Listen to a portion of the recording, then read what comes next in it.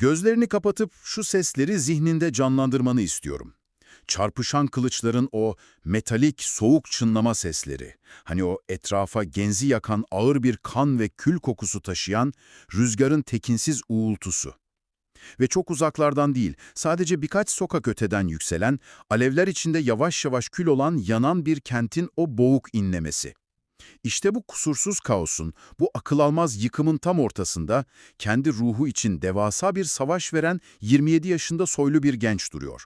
Bu gencin adı Glaurokon. Gerçekten çok sarsıcı, inanılmaz karanlık bir tablo bu. Yıl tam olarak M.Ö. 404. Tüm coğrafyayı tüketen Peloponnesos Savaşı daha yeni bitmiş, Atina sokaklarında demokrasiyi rafa kaldıran o karanlık 30 tiranlar rejimi hüküm sürüyor. İnsanların evlerinden yaka paça sürüklendiği, mallarına el konulduğu o korkunç vahşet ortamı. Aynen öyle.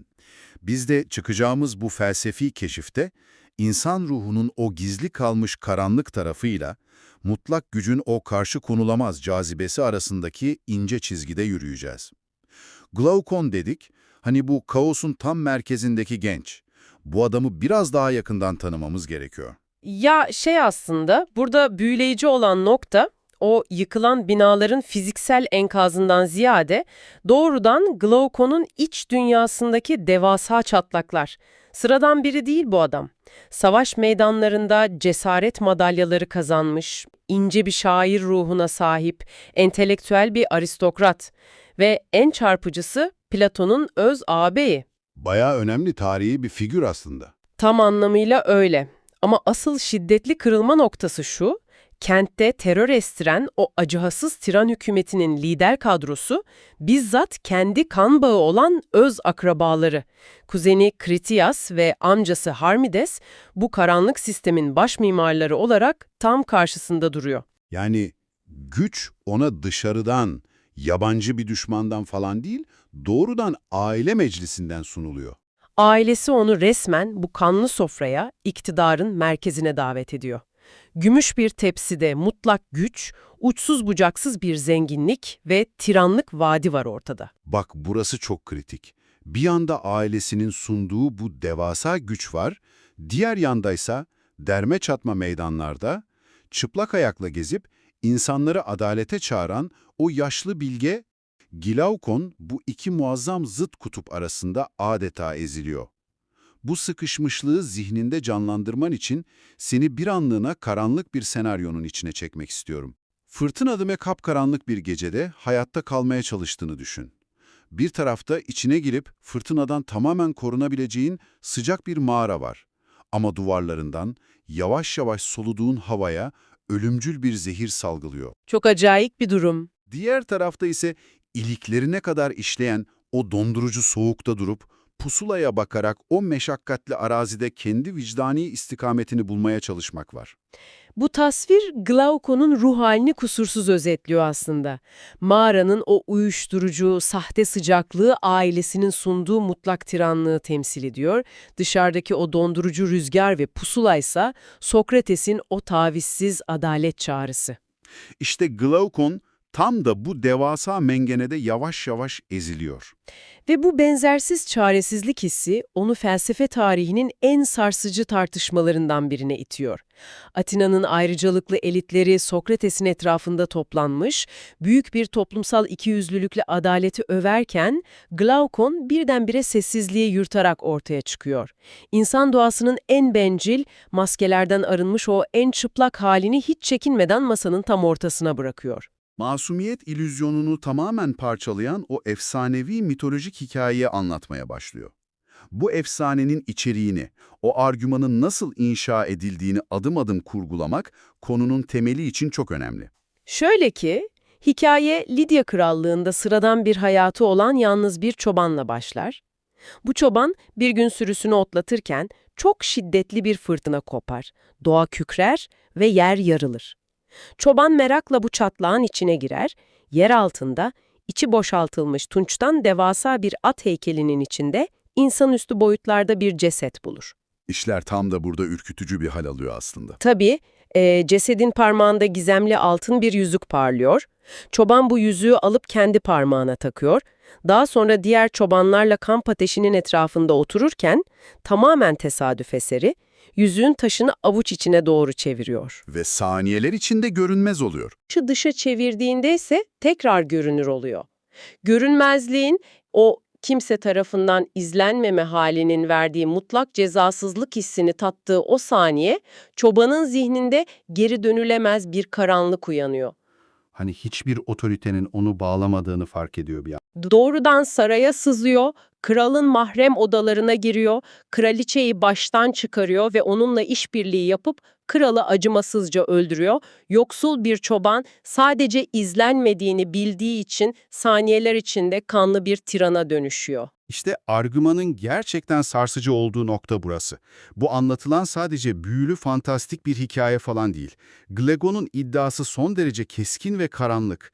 Elimizde bu sihirli görünmezlik yüzüğünden 2 tane olsa, birini ömrü boyunca tamamen adil yaşamış birine, diğerini ise tamamen yozlaşmış birine versek, günün sonunda ikisi de milimi milime aynı karanlık istikamete sapacaktır iddiasında bulunuyor. Bu insanlık durumuna dair yapılmış en acımasız tespitlerden biri, insanoğlunun sadece ensesinde adaletin kılıcını hissettiği için, hani yakalanmaktan, hapse atılmaktan veya toplumdan aforoz edilmekten korktuğu için adil davranıyormuş gibi yaptığını öne sürüyor. Yani o medeni maskeler düştüğünde içimizdeki tiran serbest kalır diyor. Kimse izlemediğinde çalmak, hesap soran olmadığında rakibini yok etmek aniden rasyonel bir eyleme dönüşür Glakon'a göre. İnsan ruhunu böylesine tek boyutlu, bütünüyle karanlık bir potansiyele indirgemesi, kabul etmesi çok ağır bir iddia aslında. Tamamen erdemli bir insanın bile görünmezlik pelerinini giydiğinde anında tiranlaşacağını, ahlakın sadece bir toplumsal korku ürünü olduğunu öne sürmek inanılmaz karamsar bir tablo çiziyor. Bu argüman bizi insanın içindeki ahlaki pusulanın yapısını sorgulamaya zorluyor. Glaukon, Sokrates'in tüm kaçış yollarını kapatmak için bu zihinsel satrancı çok uç bir noktaya taşıyor. Testi daha da zorlaştırmak adına 2 adam senaryosunu zihinlerde kurguluyor. Birinci adamın profiline yakından bakmak gerekiyor bu noktada. Bu birinci adam, kalbi saf kötülükle dolu, tamamen adaletsiz biri. Ama dışarıdan bakıldığında kentin en dürüst, en saygın insanı olarak biliniyor. Bütün zenginliğini, saygınlığını bu kusursuz yalanla topluyor. Herkesin saygı duyduğu sahte bir aziz portresi çiziyor. Toplumdaki ikiyüzlülüğün ete kemiğe bürünmüş hali gibi. Her şey vitrin için tasarlanmış. İkinci adamın durumunu da netleştirmek gerekiyor. İkinci adam senaryonun asıl can yakan kısmı. Bu adam kalbinde zerre karanlık barındırmayan, tamamen erdemli biri, ancak Glakon ona çok acımasız bir kader yazıyor. Çevresindeki herkes devasa bir yanılgıyla bu adil adamdan ölümüne nefret ediyor. Üzerine en korkunç iftiralar atılıyor muhtemelen. Taşlanarak dışlanıyor, karanlık zindanlara atılıyor, akıl almaz işkenceler görüyor ve en sonunda çarmıha geriliyor. Dışarıdan bakıldığında mutlak bir kaybeden. Glakon, Sokrates'e dönüp şunu haykırıyor adeta. Dışsal hiçbir ödül kalmadığında, görünürde hiçbir itibar kazanılmadığında, adaletin tek başına yaşamaya değer bir şey olduğunu bana kanıtla. Tüm bu zihinsel satrancın bizi getirdiği asıl noktaya odaklanmamız lazım. Sokrates'in Atina'nın göbeğinde verdiği bu savunma sadece kelimelerle oynanan soyut bir felsefe tartışması falan değil. O, karşısında duran bu parlak gencin ruhunu o kanlı tiranlık girdabından, akrabalarının hazırladığı o zehirli mağaradan kurtarmak için kelimelerle devasa bir savaş veriyor. Sokrates zihinsel savunmasını kurarken çok temel bir mimari çiziyor. Devletin makro yapısıyla insan ruhunun mikro anatomisinin aslında bir ve tamamen aynı şey olduğunu öne sürüyor. Devletin o devasa kurumlarıyla insan zihninin nasıl eşleştiğini, bu aynalama mantığının mekanizmasını biraz detaylandıralım. Sokrates'in dehası tam olarak burada parlıyor. Adil ve sağlıklı bir devlette 3 temel sınıf olduğunu söyler. Üreten işçi sınıfı, devleti koruyan savaşçı sınıf ve aklı kullanarak tüm sistemi yöneten bilge yöneticiler. Eğer hırslı bir grup kontrolü ele geçirip yöneticileri devirirse, o devlette kaos başlar, sistem çöker. İnsan ruhunun anatomisini de milimine buna benzetiyor. Kesin isabet. Ruhumuzu da tıpkı devlet gibi üçe bölüyor. İşçi sınıfı gibi sürekli bedensel hazları arzulayan devasa bir iştah kısmı, savaşçı sınıfına denk düşen öfkeyle parlayan irade kısmı ve en tepede bilge yöneticilere denk gelen akıl kısmı. Sokrates'in Glaukon'a vermek istediği ders çok netleşiyor burada. İçindeki o hayvansal arzuları ve parlayan öfkeyi aklın ışığıyla yönetemeyen bir insan adil bir devlet kuramaz diyor. Kendi ruhunda isyan çıkmış birinden bahsediyoruz. Aklım krallığı devrilmiş, yerine arzuların ve öfkenin anarşisi gelmiş. İşte burada Sokrates'in tiranları neden mutlak köleler olarak gördüğünü çok net anlıyoruz. Görünmezlik yüzüğünü takıp saraya sızan o çoban, dışarıdan mutlak güce ulaşmış bir efendi gibi görünüyor. Oysa Sokrates'in penceresinden bakıldığında, aklı devreden çıkardığı için kendi karanlık arzularının mutlak kölesi o. Koca bir imparatorluğa hükmetse bile içsel bir canavarı beslemek zorunda kaldığı için aslında o canavarın hizmetkarı olmaktan öteye gidemiyor. Sokrates'e göre asıl hürriyet, parmağına görünmezlik yüzüğünü taktığında bile sarsılmaz bir kararlılıkla adaleti seçebilecek o çelikten iç disipline sahip olmak. İnsanın kendi iç dünyasında kurduğu o sağlam devleti dışarıdaki hiçbir tiranın ordusu veya işkencesi yıkamaz diyor. Bunu tarihsel kayıtların o hüzünlü gerçeğiyle birleştirmemiz gerekiyor. Sokrates'in o destansı mücadelesine rağmen hikayenin sonu maalesef aydınlık bitmiyor. Glaukon o karanlık tiranlık girdabından kurtulamıyor. Aile bağlarının o boğucu ağırlığına ve o sahte sıcak mağaraya yenik düşerek amcası ve kuzeninin kurduğu o kanlı rejimin saflarında yer alıyor. Bu sadece antik çağın tozlu sayfalarında kalmış tarihi bir anekdot değil aslında. İnsanın kendi içindeki karanlıkla girdiği o evrensel sınavın ta kendisi. Erdemin ne kadar kırılgan bir değer olduğunu fısıldıyor bize.